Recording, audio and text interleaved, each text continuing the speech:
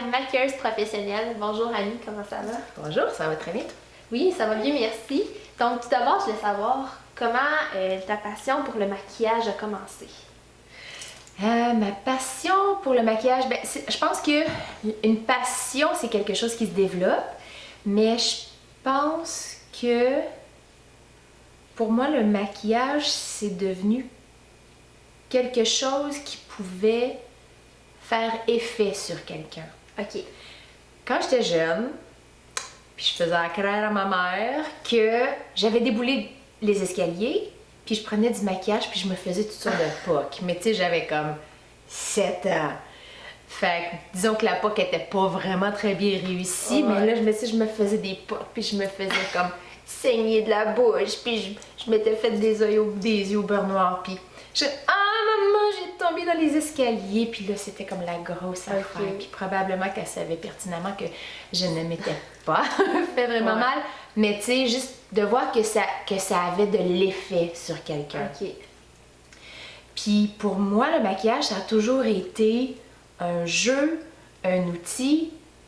Puis là, plus tard, je pense que je dirais que c'est devenu une passion pour voir à quel point je peux, avec justesse, donner un effet précis. Okay. Puis c'est ça la passion pour moi, c'est de rendre l'effet, c'est de rendre l'image.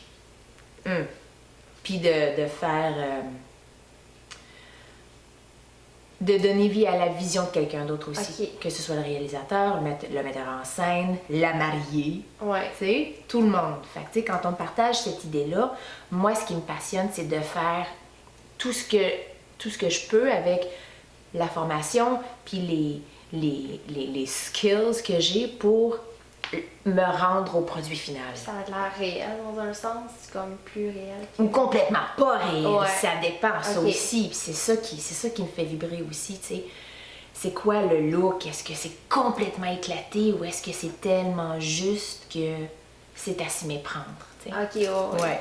Dans le fond, aussi, faire sa place dans le maquillage professionnel, c'est difficile parce qu'il y a beaucoup de monde qui font le métier. Comment tu as fait, toi, pour créer ton nom?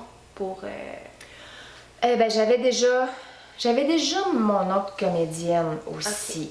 Puis quand tu es active, les gens voient ton travail dans les événements, sur les comédiennes. Si les comédiennes à qui j'avais donné des petites formations, sur scène, ça paraît que quelqu'un qui leur a montré comment faire le maquillage des années 40 comme il le faut. Fait que là, les gens se parlent. C'est qui t'a fait ton maquillage? Qui t'a maquillé? C'est Annie Lefebvre. Le maquillage, oui, Annie Lefebvre, la folle. Donc, c'est comme ça. Puis, je travaille aussi en anglais. Ça l'aide beaucoup. Ça l'aide beaucoup. Puis, je suis le fun. Puis, tu sais, je raconte des jokes plates. Fait que les gens, tu sais, c'est pas juste d'avoir un talent, mais c'est tout le paquet. Il faut être capable de s'attacher à la personne, de communiquer avec, j'imagine. Oui, tout à fait. Absolument. Ça, j'y crois beaucoup. Pourrais-tu me parler de ton plus beau souvenir en tant que maquilleuse? Plus beau souvenir? Peut-être le plus beau compliment que j'ai jamais reçu en tant que maquilleuse, c'est quand quelqu'un est allé voir un show au théâtre et n'a pas reconnu l'acteur que j'ai maquillé avant le show. OK. Même après le show, cette personne-là l'a croisé. Hey!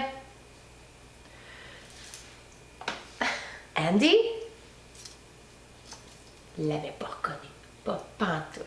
J'étais comme, ouais! Si on t'avait demandé de maquiller sur un célèbre plateau de tournage ou une émission, soit une émission de télé ou un film, lequel que tu aurais aimé travailler dessus? Présentement, c'est peut-être une émission qui s'appelle Penny Dreadful. OK. Une télésérie dramatique, gothique, d'horreur, qui ramasse tous les grands monstres de l'ère victorien. OK. Mais je capote. Mais c'est tellement bien fait. C'est tellement bien réalisé. Moi, puis dans tout l'esthétique victorien aussi, moi, je trouve les maquillages d'une suprême beauté. Bien, merci Annie pour l'entrevue. Mais ça fait plaisir.